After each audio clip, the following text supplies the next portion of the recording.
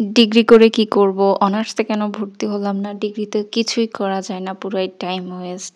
তো hello everyone, আসসালামু আলাইকুম। আজকে আমার ডিগ্রির ১ম ক্লাস। গত ১ সপ্তাহ আগেই ক্লাস শুরু হয়ে গিয়েছে।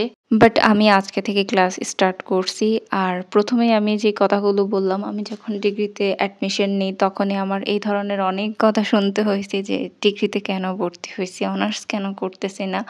ব্যক্তিগতভাবে আমি অনার্সের জন্য কখনো কোথাও এপ্লাই করি নাই। ডিগ্রিতেও কোথাও এপ্লাই করি নাই। যেখানে এখন পড়তেছি সেখানেই এপ্লাই করছি। হ্যাঁ, আমি নিজেও এটা মানি যে ডিগ্রি থেকে অনার্সটা একটু বেটার। বাট যারা ডিগ্রিতে পড়াশোনা করে বা ভর্তি হয়, তারা ভেবে চিন্তেই ভর্তি হয়। সবার লাইফের সিদ্ধান্ত তো সেম হয় না। সবার ইনটেনশনও সেম হয় না। তো দৃষ্টিকোণটা যদি আমরা ঠিকঠাক রাখতে পারি তাহলে আমার মনে হয় ডিগ্রিকে আর কেউ ছোট করে দেখবে না। তো যাই হোক, আজকে যেহেতু ফার্স্ট ক্লাস আমি আসছি আর এসে খুবই বোর হতেছিলাম, কারণ ক্লাস ৫ টা হওয়ার কথা ছিল কিন্তু ১ম দিকে একটাও হচ্ছিল না। আর আমি আমার হাই স্কুল ফ্রেন্ডদেরকে অনেক বেশি মিস করতেছিলাম। আমার ফ্রেন্ড সার্কেল খুবই কম। হাই স্কুল এবং কলেজ লাইফে একজনই ছিল, বাট সে এখন সাথে নাই। কিন্তু সাথে নাই তো আর কিছু করার নাই। জীবন তো চলতেই হবে। সবাই তো আর সবসময় সাথে থাকে না।